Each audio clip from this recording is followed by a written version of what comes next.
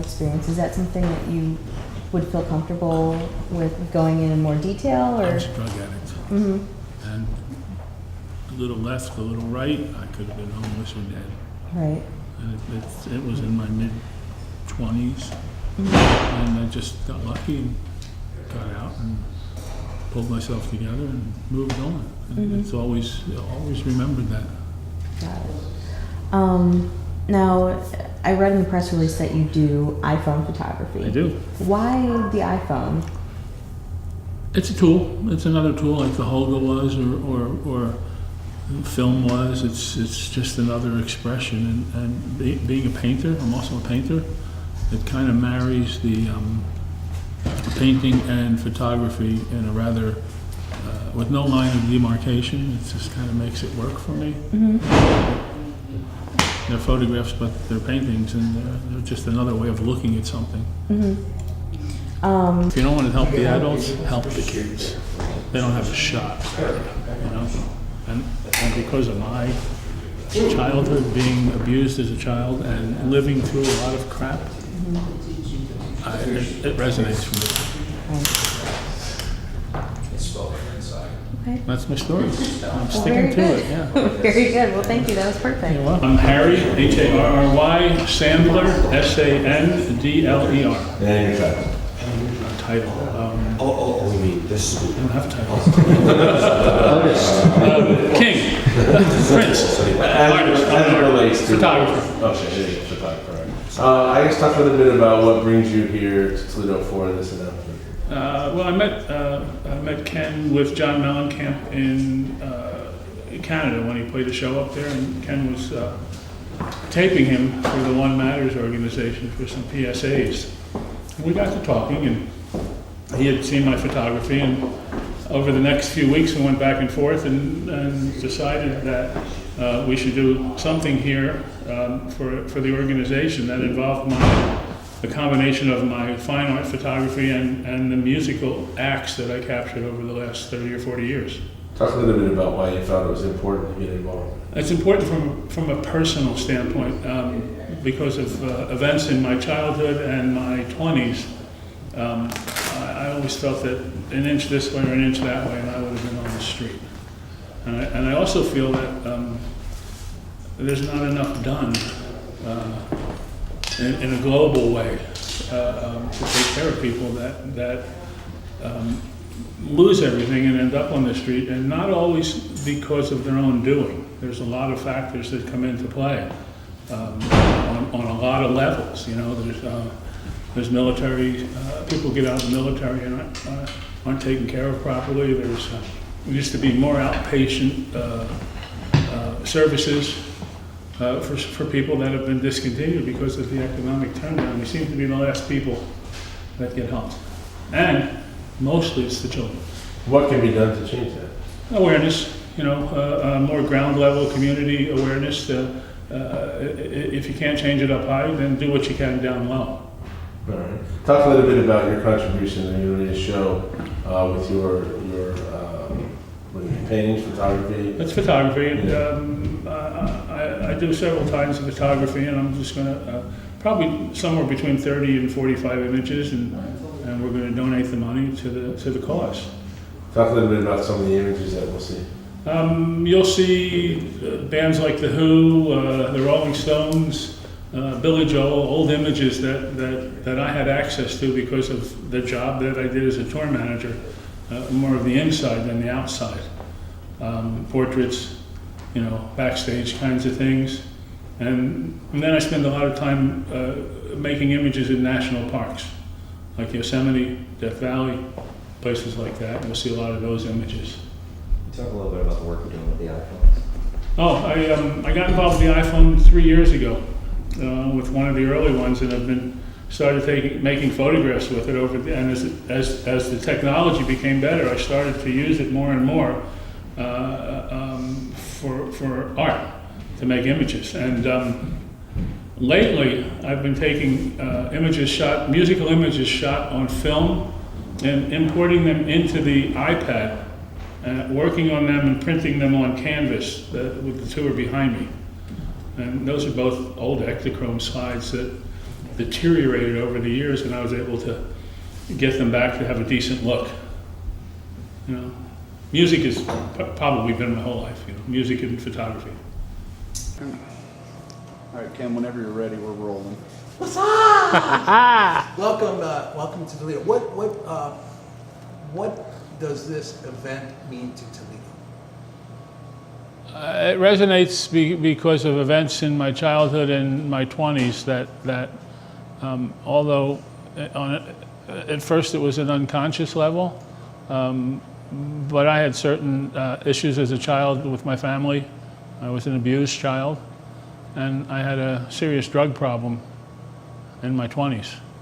And later on in life, I always thought that as I got older and a little bit wiser, I always thought that all but for the grace of God, an inch this way or an inch that way, I'm on the street, dead.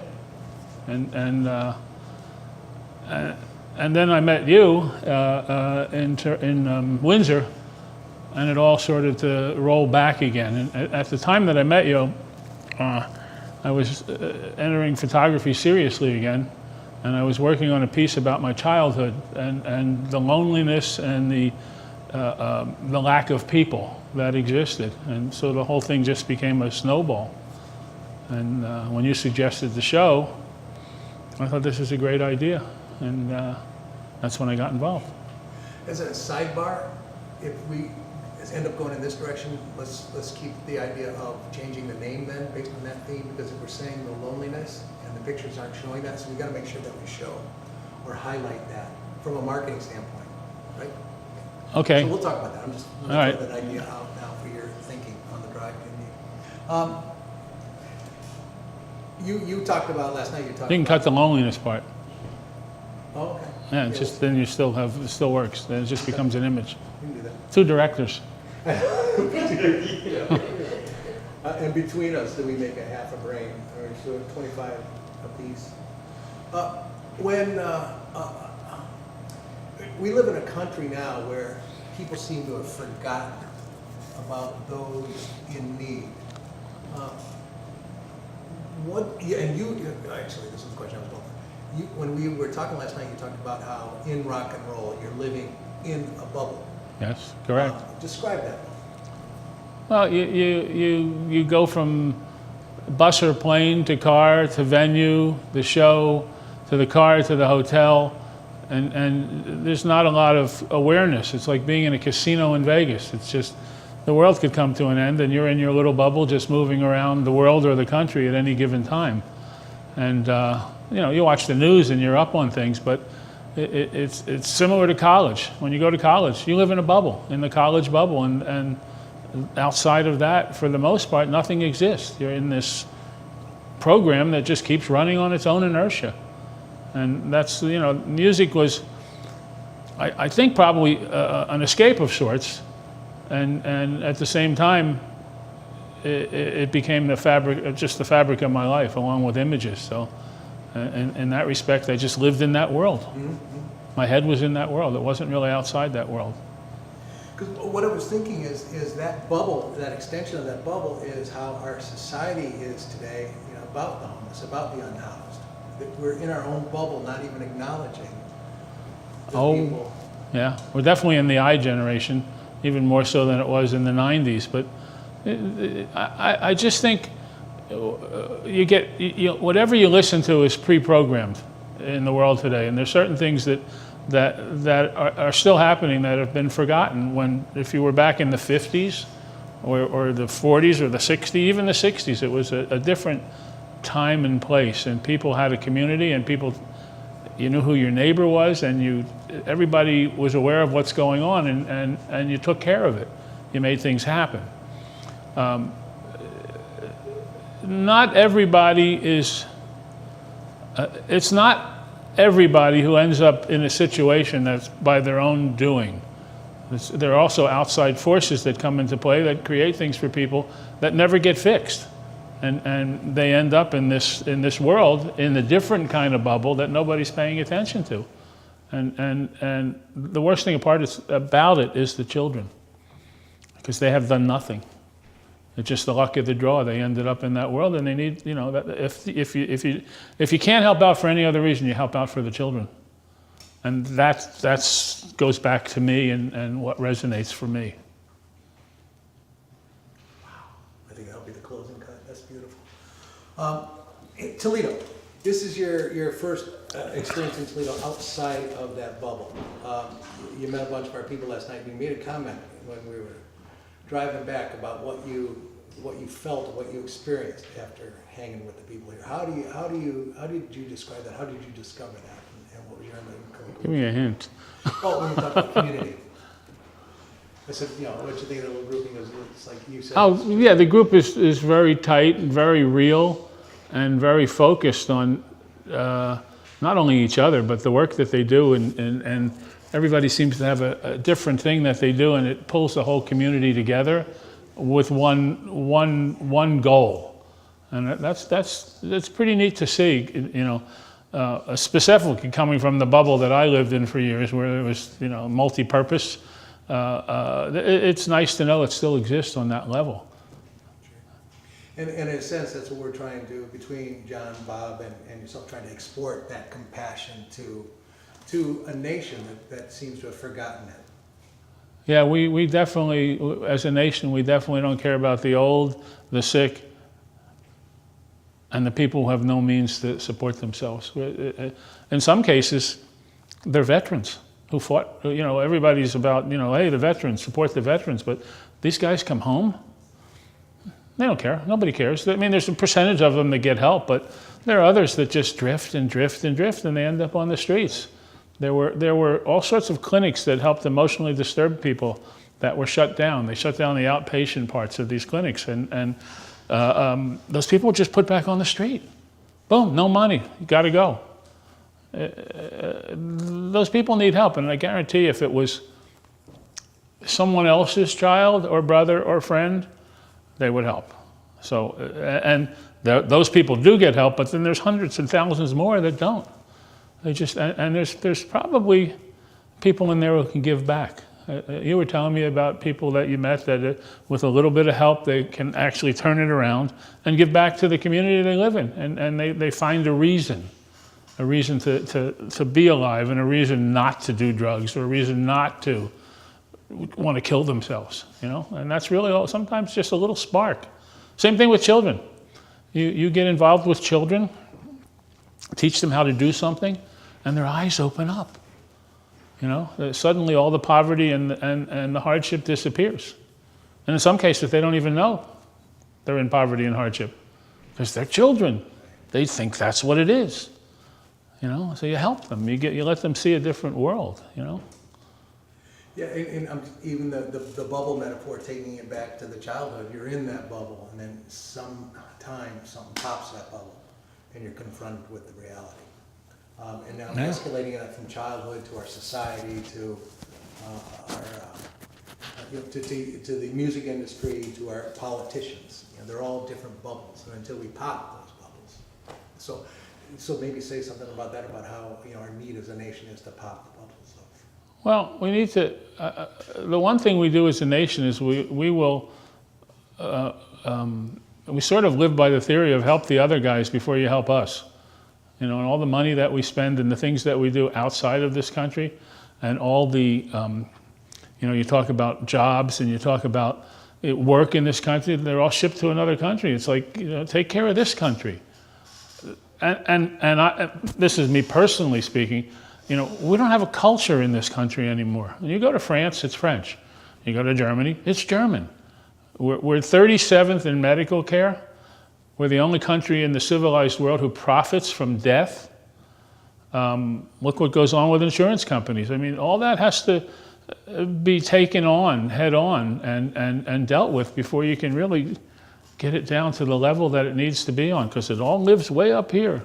It's all rhetoric, you know. It just lives in it's just, and it gets better during elections, but for the most part, it's just it's you know, talking heads. Nothing really happens. You get the committee to watch the committee, who's watching the committee, who's watching the other committee. Nothing gets done that way. You can't do it that way. You have to take it on straight ahead and deal with it, just like your life. Last night you said something about taking care of the people who take care of us. I mean, saying those words again when you're talking about the veterans, you know, who else is neglected in our society? The sick, the elderly, the poor.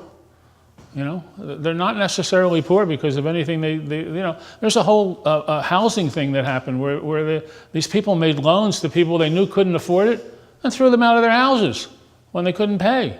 It's insane. It's completely insane. You know, the banks get away with murder. You know, we bail them out. They screw us again. You know, you can't talk to them. You can't talk to anybody in the world anymore. You always talk to a machine. It talks you to another machine. It tells you to push another button. Nobody gets on the phone anymore. Nobody communicates. They text and you know, nobody's real. They're all hiding. That's what it feels like to me. And you coming here to Toledo, you're making the point really that everyone really does matter. Absolutely. Everybody. Every single person matters. There's no doubt about it. I mean, I would have liked to have someone care when I was going through what I went through at about 9 years old. My own family didn't care. So it's weird. Sometimes the family are the worst at caring. Your own family, you know, they wonder what's wrong with you rather than what's right with you. So now we're going to talk about your artwork. Like, what is innovative about, you know, this particular picture, for example? Well, I took that photograph probably in 1994 with a film camera, and it sat in a box until about 3 weeks ago. And then I was thinking, I'm doing so much work with my iPhone, why not scan it, take it into in this case, my iPad, and see what happens when I use the same applications used on the iPhone on an image that came from a film camera. And after about 3 or 4 days, I finally realized, yeah, it can be done. You can paint things back in. You can move things around. You can make it work for whatever vision you have. And I'm also a painter, so I kind of combined the two with no line of demarcation, and that worked for me. You know? Yeah, there were people that thought that was a painting. Yeah, well, yeah, they would think it was a painting, but it's actually a photograph. You know, and I tried not to overdo it, to make it like out there, kind of like a painting and soft and strokes and you know, different brush strokes. But I just thought, I think the medium works. I think it presents the genre in a different light. Hey, Tom. Yeah. Come on over, ask questions. We'll shoot that. That'll give us some more stuff. All right. Hi, Tom. Hey, Tom, Harry Sandler, how are you? Hey, Nice to meet great. you. Let's put you over here. Let's get another chair right there. Oh, okay.